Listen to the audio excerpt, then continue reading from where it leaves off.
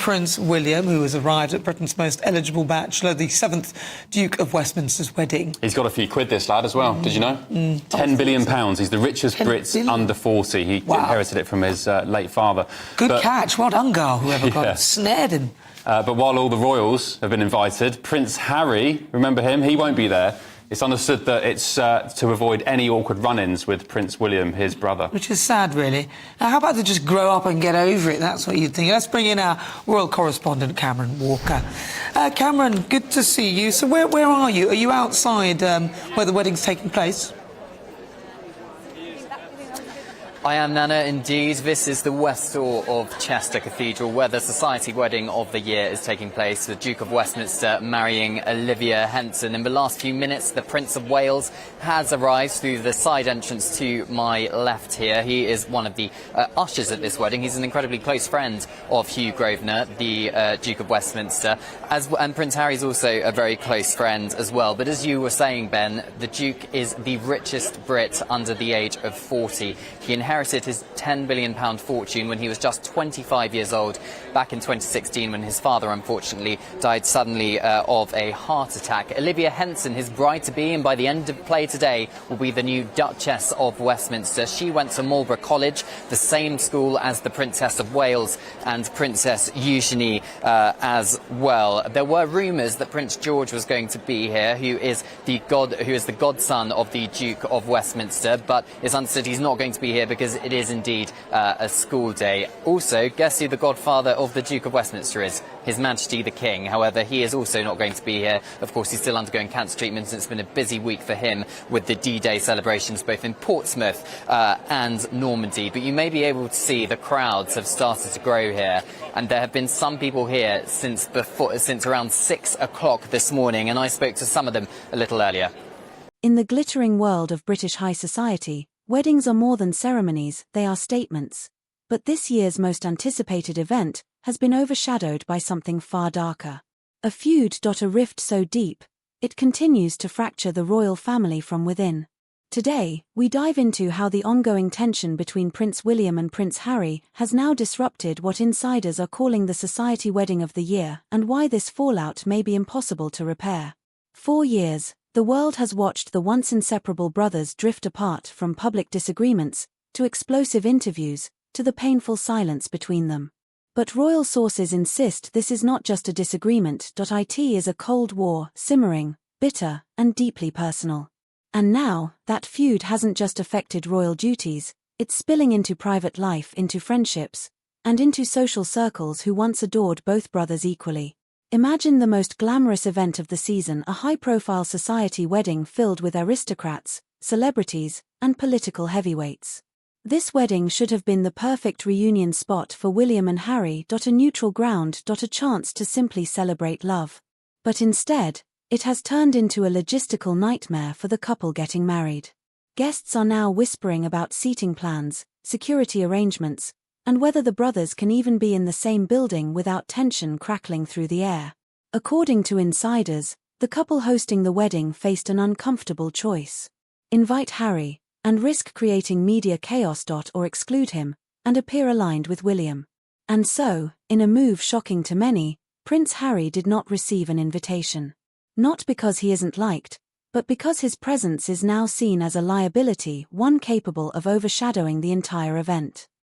Wonderful to be here, isn't it? We've been here since 7:30. It's just such a wonderful occasion for Chester. It'd be nice to see a lovely bride and groom, happy couple.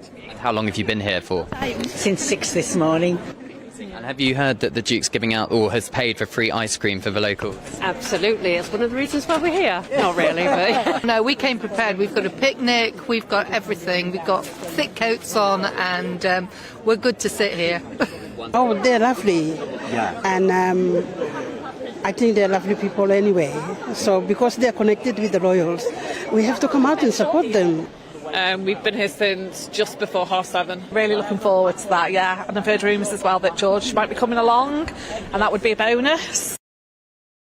Yes, Cameron, you alluded to it in that video there. The Duke of Westminster, he's got a penny or two. Free ice creams for the public to celebrate the big day. One shop is offering a new lemon sponge flavoured Arctic roll. That's in a nod to their wedding cake, which is lemon flavoured. How many ice creams have you had this morning, Cameron? You wouldn't need ice cream. Oh, it's a little bit too cold for me, Ben, to have ice cream, but there's going to be lots of ice cream given out to the locals. 3 independent businesses have been subsidised by the Duke of Westminster, so he's effectively paying for all the ice cream so locals can join in the celebration. They have an incredibly close connection to the local community here. Chester Cathedral, of course, very close to the family seat, Eaton Hall, where the reception is going to be held later on. The flowers around the door and also the flowers inside, they're all locally sourced and they're all going to be donated to local charities following the service here today, which starts at midday. Wow. Cameron, thank you very much. That's Cameron Walker. He's out there in Chester. Lovely, lucky thing. But what I'm talking about, Olivia, lucky thing. How did she do that? Well done, Olivia. I'll be happy with an ice cream. No, but he's so rich, this guy. 10 billion quid. Bag a billionaire. And he got that at 25 years old after the death of his late father. Let's speak to former royal correspondent Michael Cole now, who's on standby. Good morning, Michael. So, while we're having some great celebrations in Chester with the Duke of Westminster's marriage, Prince William is there. Where's Prince Harry? The question of the day. Good morning, Ben. Good morning, Nana. Yes, the man who isn't there at the semi-royal wedding, Prince Harry not there. The reason he's not there is that his older brother, Prince William, will be there. He'll be there as an usher. And the 2 royal brothers cannot be in the same group together, even it seems the same cathedral.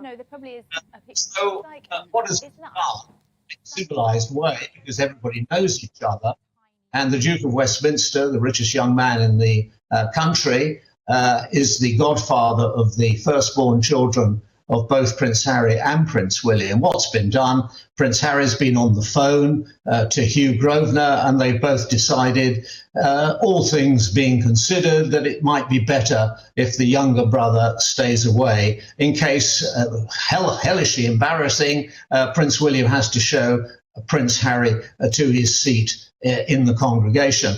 It's not almost on the case of the Jack Kennedy wedding to Jacqueline Bouvier, where her father, Black Jack Bouvier, was so drunk he couldn't be allowed to go to the wedding. It's not like that at all. It's just a diplomatic solution of a difficult family problem. And I'm quite sure from afar, from California, from the hilltop Camelot in Montecito, both Harry and his lovely wife will be wishing well to the newly married couple.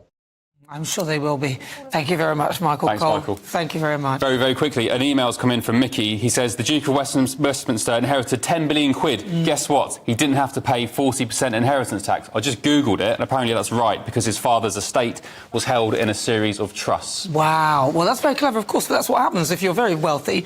You work out how to legally evade tax, or avoid, as it were. But it's legal. This is what happens when personal conflict meets royal politics. Prince William, on the other hand, was invited without hesitation. He remains the stable, reliable figure, the future king, the man whose loyalty to tradition still reassures the aristocratic class. But even William is said to be deeply uncomfortable with the idea that his brother's absence is now becoming routine. The wedding has exposed something painful. The brothers are no longer 2 halves of a united front, they are 2 separate worlds. People close to the princes say this rift is no longer just about disagreements or interviews. It is now affecting relationships that once connected their shared world.